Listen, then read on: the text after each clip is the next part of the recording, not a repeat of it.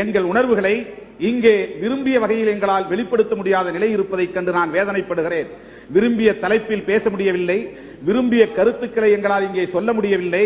அந்த அளவுக்கு இந்த நாடாளுமன்ற அவையிலேயே எங்களுக்கு சுதந்திரம் இல்லை என்பதை இங்கே கண்டு நான் உள்ளபடியே வேதனைப்படுகிறேன்.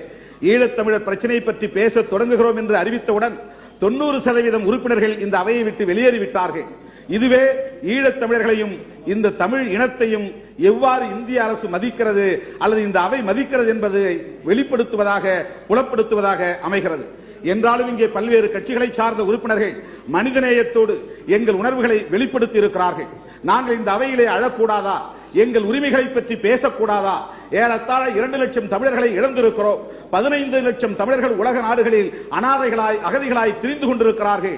நாங்கள் வாழ்ந்த பூர்வீக மண், எங்கள் தாயகம் சிங்களவர்களால் இன்றைக்கு அபகரிக்கப்பட்டிருக்கிறது. 1 லட்சம் தாய்மார்கள் இன்றைக்கு விதவைகளாக இருக்கிறார்கள். 50,000 பேர் ஊனமுற்றவர்களாக அங்கே வாழ்ந்து கொண்டிருக்கிறார்கள்.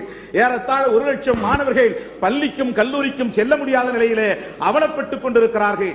இப்படிப்பட்ட நிலையிலே ஈழத் தமிழர்களை காப்பாற்ற இந்திய அரசு என்ன செய்ய போகிறது? எங்கள் மீது பச்சாதாபம் கொண்டு பரிதாபம் கொண்டு 500 கோடி ரூபாய் நாங்கள் ஒதுக்கி இருக்கிறோம் என்று சொல்வதனால் எங்கள் கண்ணீரை துடைத்து விட முடியாது, நாங்கள் சிந்தியிருக்கிற ரத்தத்தை துடைத்து விட முடியாது. ஆகவே இந்திய பேரரசு இதில் தீவிரமாக அக்கறை செலுத்தி ஈழத் தமிழர்களுக்கு அங்கே தனி நாடு ஒன்றை மீட்டு தர வேண்டும். தமிழீழம் ஒன்றுதான் தீர்வு. இந்திய அரசு நினைத்தால் அதை செய்ய முடியும். சிங்கள ஆட்சியாளர்களுக்கு தொடர்ந்து இந்திய அரசு ஆதரவாக செயல்பட்டு வருகிறது. ஆனால் சிங்களவர்கள் ஒருபோதும் இந்திய அரசை மதித்ததில்லை. அவர்கள் எந்த ஒப்பந்தத்தையும் நிறைவேற்றியதில்லை.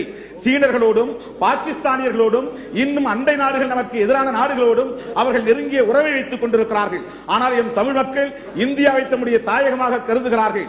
1927 காந்தியடிகள் யாழ்ப்பாணத்திற்கு சென்ற போது அங்கே பூங்கொத்து கொடுத்து வரவேற்று அவரை பெருமைப்படுத்தியவர்கள் எம் தமிழ் மக்கள்.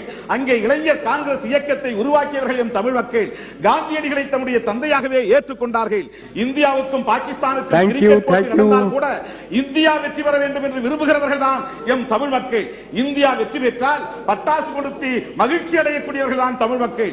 ஆக இந்தியாவை தம்முடைய தாயகமாக கருதி நம்பி கிடந்த மக்களை இந்திய அரசு கைவிட்டு விட்டதே என்ற வேதனையை இங்கே நாங்கள் வெளிப்படுத்த விரும்புகிறோம். இன்றைக்கு ஈழத்திலே மட்டுமல்ல, மலையகத்திலே வாழக்கூடிய மக்கள் அவர்கள் இன்றைக்கு கொத்தடிமைகளாக இங்கே வாழ்ந்து கொண்டிருக்கிறார்கள். நம்முடைய சாஸ்திரி அவர்கள் பிரதமராக இருந்த போது பண்டாரநாயக்க அவர்களோடு 1964 போட்ட ஒப்பந்தத்தை இலங்கை அரசு மதித்ததா? அவர்களுக்கு உரிய குடியுரிமையை வழங்கினார்களா? வாக்குரிமையை வழங்கினார்களா? இன்னும் அங்கே அவர்கள் அனாதைகளாக கொத்தடிமைகளாக வாழக்கூடிய நிலை இருக்கிறது. கச்சத்தீவு அருகே தமிழ்நாட்டில் மீன்பிடிக்க செல்ல முடியவில்லை. கடந்த 25 ஆண்டுகளில் ஏறத்தாழ 300 பேர் படுகொலை செய்யப்பட்டிருக்கிறார்கள், காணாமல் போயிருக்கிறார்கள்.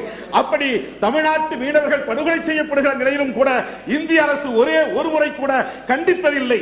சிங்கள அரசுக்கு இந்திய அரசு பயப்படுகிறதா அல்லது தமிழர்கள் பிரச்சனையை ஒரு பொருட்டாக மதிக்காமல் எங்களை அவமதிக்கிறதா என்கிற கேள்வியை இந்த அவையிலே நான் எழுப்ப விரும்புகிறேன்.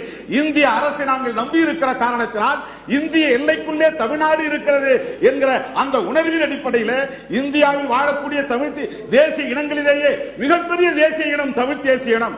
இந்தியாவில் மிகப்பெரிய மாநிலம், 7.5 கோடி மக்களை கொண்ட மிகப்பெரிய தேசிய இனம், உலகம் முழுவதும் 10 கோடி மக்களை கொண்ட மிகப்பெரிய தேசிய இனம். அப்படிப்பட்ட தேசிய இனத்தின் சார்பிலே நாங்கள் இந்திய அரசை கேட்டுக் கொள்கிறோம். உடனடியாக ஈழத்தமிழர்கள் பிரச்சனையிலே அக்கறை செலுத்த வேண்டும். ஐநா பேரவையே குற்றம் நிகழ்ந்திருக்கிறது என்பதை வெளிப்படுத்தி இருக்கிறது. அமெரிக்கா சொல்லுகிறது, இங்கிலாந்து சொல்லுகிறது, கனடா சொல்லுகிறது. ஆனால் இந்திய அரசு ஏன் இன்னும் வாய்மூடி இருக்கிறது? மனிதாபிமானத்தின் அடிப்படையிலே இந்தியா அதை அணுக வேண்டும். 1.5 லட்சம் தமிழர்களை முள்ளிவாய்க்கால் யுத்தத்தின் போது பட்ட பகலில் வெட்ட வெளிச்சத்தில் உலகமே வேடிக்கை பார்த்துக் கொண்டிருப்பதை போல இந்திய அரசும் வேடிக்கை பார்த்து அந்த இனப்படுகொலையை. எனவே இனப்படுகொலை குற்றவாளிகள் ராஜபக்சே கும்பலை சர்வதேச நீதிமன்றத்தின் முன்னால் கொண்டு போய் நிறுத்த வேண்டும். அவர்களுக்கு உரிய தண்டனையை வாங்கி தர வேண்டும். இந்திய பேரரசு ஒரு மாபெரும் வல்லரசு. இந்திய பேரரசு 120 கோடி மக்கள் தொகை கொண்ட ஒரு சாதாரண சுண்டைக்காய் நாடு.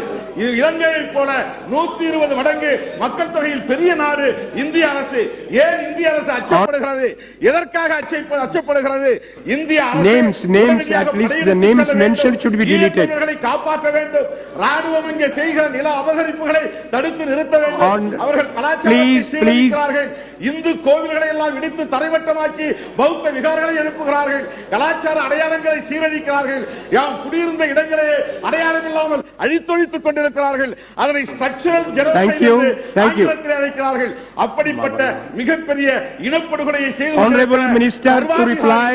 21ஆம் Honorable Minister, சர்வாதிகாரி ராஜபக்சேவுக்கு தண்டனை வாங்கி தர வேண்டும். அது இந்திய அரசால் தான் முடியும். ஈழத் தமிழர்களுக்கு தனிநாடு வேண்டும். இந்திய அரசால் தான் முடியும். ராஜீவ்காந்தி அவர்கள் இருந்தபோது அங்கே அந்த மக்களுக்கு உணவு வழங்கினார். இங்கிருந்து விமானத்தை அனுப்பினார். அப்படி ஒரு ராஜீவ்காந்தி எடுத்ததை போல இன்றைய அரசு துணிச்சலாய் முடிவெடுக்க வேண்டும். இலங்கை மீது படையெடுக்க வேண்டும். ஈழத் தமிழர்களுக்கு தனி நாடு பெற்றுத்தர வேண்டும் என்கிற வேண்டுகோளை வைத்து நிறைவு செய்து விடைபெறுகிறேன்.